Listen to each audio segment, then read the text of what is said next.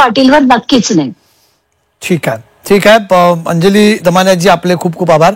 आणि आपण संपर्कात राहू. आम्ही जसं म्हटलंय की ही बातमी इथेच संपत नाहीये, याचा पूर्ण पाठपुरावा आम्ही करत राहणार. आणि आता आमच्या फील्डवरच्या रिपोर्टर्सकडे जाऊया. मनश्री मगाशी मुद्दा मांडत होती संपूर्ण. मनश्री, काय अजित पवार नंतर कुठे गेलेत, काय त्यांचं म्हणणं होतं नंतर, त्यानंतर काय वेगळं बोलले पत्रकारांशी?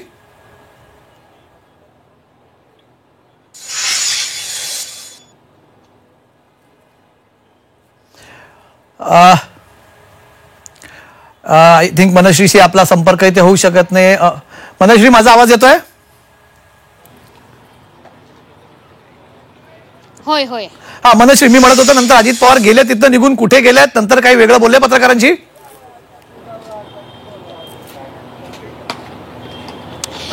पत्रकारांनी खरं तर त्यांचा पाठलागच केला, कारण पत्रकारांचं किंवा आपल्या माध्यमांचं सुद्धा समाधान झालेलं नव्हतं ज्या पद्धतीने पत्रकार परिषद पार पडली. आणि त्यानंतर पूर्ण प्रश्नांना उत्तर न देता अजित पवार या ठिकाणाहून निघाले. अर्थातच ते आपल्या देवगिरी बंगल्यावर गेलेले असणार. त्यांचा तिथून पुढचा पाठलाग मात्र पत्रकारांनी केलेला नाहीये. पत्रकारांनी सातत्याने त्यांना एक प्रश्न विचारलेला होता, ते म्हणजे सगळ्यात महत्वाचं, या संपूर्ण प्रकरणाची एक पुण्याचे पालकमंत्री म्हणून, राज्याचे उपमुख्यमंत्री म्हणून तुमची एक नैतिक जबाबदारी येते. त्याच पार्श्वभूमीवर तुमचा राजीनामा का मागितला जाऊ नये, तसा मागितला गेला, तुम्ही राजीनामा देणार का? कारण तशा पद्धतीच्या प्रतिक्रिया आता यायला सुरुवात झालेली आहे. याच्यावरती अजित पवारांनी कोणतंही उत्तर दिलं नाही. दुसरी बाब म्हणजे राज्याचे उपमुख्यमंत्री, पुण्याचे पालकमंत्री तर तुम्ही आहातच, त्या नात्याने नाही पण किमान वडील या नात्याने या संपूर्ण प्रकरणाबाबत तुम्ही पार्थ पवारांशी काहीतरी बोललेलं असाल गेल्या 2 दिवसापासून. तुमचं म्हणणं आहे की मला या बाबतीतली कुठलीच कल्पना नव्हती, मला अजिबातच माहिती नव्हतं की अशा पद्धतीचा कुठला व्यवहार झालेला आहे. अर्थातच हे स्टेटमेंट आजचं सकाळचं त्यांचं आहे. काल मात्र ते वेगळं बोलले होते की काही गोष्टी माझ्या कानावर आल्या होत्या, मी चुकीचं काही करू नका असं सांगितलेलं होतं. मात्र अजित पवार वडील म्हणून असोत किंवा उपमुख्यमंत्री म्हणून असोत, स्वतःला या प्रकरणापासून लांब ठेवण्याचा प्रयत्न करतायत, हे मात्र सातत्याने आपल्याला दिसून येत आहे. म्हणूनच ते म्हणतात नातलग असो, अधिकाऱ्यांनी स्पष्ट निर्देश देतो आहे अधिकाऱ्यांना. गोविंद, तुम्ही सुद्धा या बातमीच्या मागे लागलात. आज अजित पवार तुम्ही बोललात. आता एक सगळ्यात महत्त्वाचा प्रश्न आहे की संपलं, इथे प्रकरण संपत नाही नक्कीच. आपण हे सांगतोय सातत्याने की अजित पवारांनी सांगितलं व्यवहार रद्द झाला म्हणजे पार्थ पवारांना क्लीन चिट मिळाली असं नाहीये.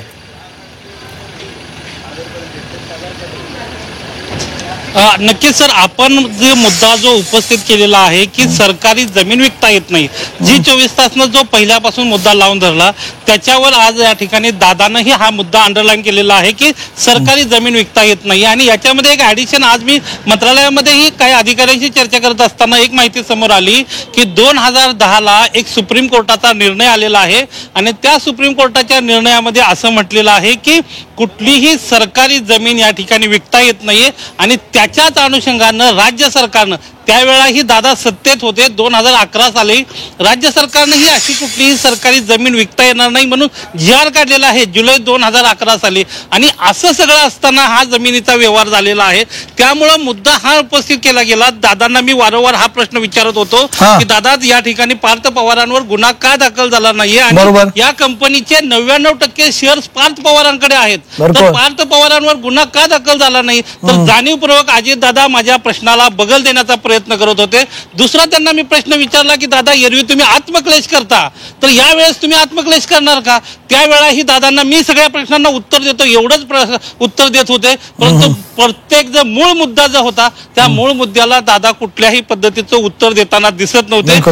आपण जे मुद्दे उपस्थित केले आहेत त्या मुद्द्यांना दादा मात्र अंडरलाईन करत होते. जी आपण बघितली, आपली सगळी रिपोर्टरची फौज तिकडे होती. अजित पवारांना पूर्ण प्रश्न तिथे विचारण्यासाठी होती. ज्ञानेश पण तिकडे होते. ज्ञानेश, काय म्हणणं होतं तिथे अजित पवार, त्याच्यासोबत इतरही मंडळी होती, आपण बघितलं काल त्यांच्यासोबत नव्हते, आज नैतिक धीर देण्यासाठी म्हणा किंवा इतर कुठल्या गोष्टीसाठी प्रफुल्ल पटेल त्यांच्यासोबत होते, सुनील तटकरे त्यांच्यासोबत होते.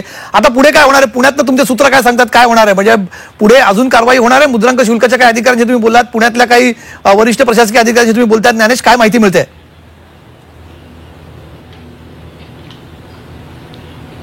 कमलेश सर, या संदर्भामध्ये अजित पवार गेली 2 दिवस, हा जेव्हा व्यवहार उघडकीस आणला आपण, याच्यानंतर अजित पवार हे 2 दिवसापासून माध्यमांच्या कॅमेऱ्यापासून लांब राहत होते. ते 2 दिवसांनी माध्यमांना बोलतील, सविस्तर उत्तर देतील असं त्यांनी स्पष्ट केलं होतं. त्यामुळे आज सगळी मीडिया या ठिकाणी आली होती. आपलीही सगळी टीम या ठिकाणी होती. अजितदादांकडनं काही प्रश्नांची उत्तरं अपेक्षित होती, पण अजित पवारांनी आज माध्यमांशी संवाद साधला, मोजकाच संवाद साधला आणि ते पार्थ पवारांच्या व्यवहाराशी माझा संबंध नाही, मी कसा स्वच्छ आहे, माझ्या कामाची स्टाईल कशी, मी कोणाला फोन केले नाहीत असे सांगून अजित पवार मोकळे झाले. आणि मूळ प्रश्न या स्टोरीने उभे केलेले आहेत, जे महाराष्ट्राने उभे केलेत असं म्हणू, ते प्रश्न अजित पवारांकडून अनुत्तरित राहिलेले आहेत. अजित पवार असं म्हणाले, हा व्यवहार रद्द झालेला आहे.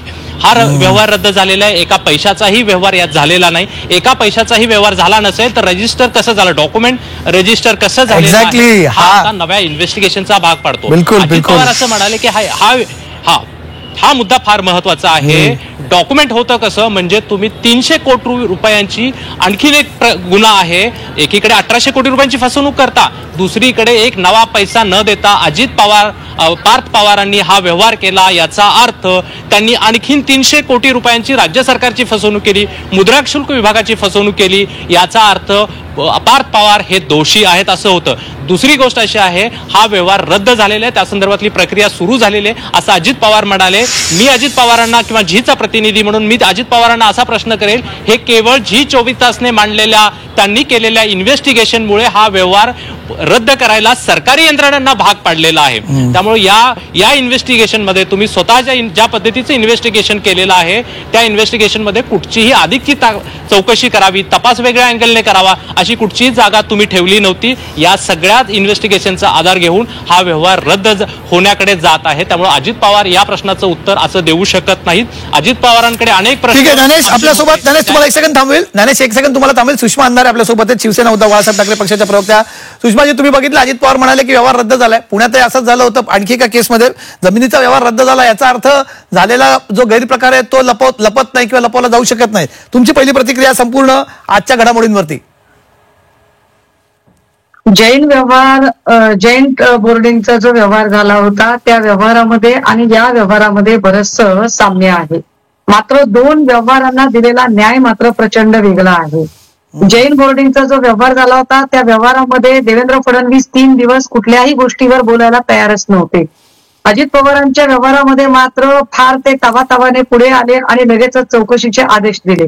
जैन बोर्डिंगच्या व्यवहारामध्ये एकाही अधिकाऱ्यावर गुन्हा दाखल झाला नाही आणि गुन्हा दाखल व्हावा असा कुणी आग्रही धरला नाही. आता या प्रकारामध्ये मात्र दुय्यम निबंधक आणि तहसीलदार यांच्यावर गुन्हा दाखल झालेला आहे.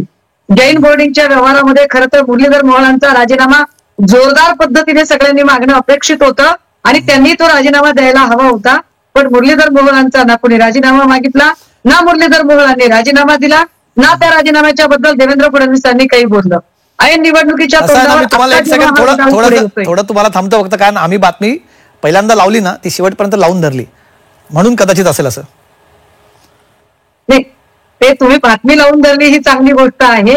मात्र मी या बातमीच्या संदर्भाने आज दिवसभरातल्या घडामोडींचा जेव्हा विचार करते तेव्हा मला ही गोष्ट प्रकर्षाने जाणवते की मुरलीधर मोहोळला एक वेगळा न्याय आणि पार्थ पवारला दुसरा न्याय असं का केलं गेलं असेल. कदाचित मुरलीधर मोहोळ सत्तेतले होते म्हणून मुरलीधर मोहोळच्या बाबत राजीनामा किंवा मुरलीधर मोहोळच्या प्रकरणाच्या मध्ये कुठल्याही धर्मादाय आयुक्तावर गुन्हा दाखल झाला नाही हे विशेष उल्लेखनीय आहे. याच्यातल्या ना कुठल्याही प्रकरणावर आणि नुसता व्यवहार रद्द झाला म्हटलं की भाजपवाल्यांनी असं ठरवून घेतलं की जसं काही मुरलीधर मोहोळला लगेच क्लीन चिट दिलेली आहे. कमलेशजी, हा विचार करण्याची गरज आहे. जर मुरलीधर मोहोळला भाजपा तिथे क्लीन चिट देऊ शकते, देवेंद्र फडणवीस 3 दिवस मौन बाळगू शकतात, तर ते देवेंद्र फडणवीस आता तावातावाने पुढे आले होते. यामध्ये खरंच त्यांना फक्त जमीन व्यवहाराच्या बद्दल चर्चा करायची होती की ऐन निवडणुकीच्या काळात अजित पवार आमच्या टाचेखाली कसे आहेत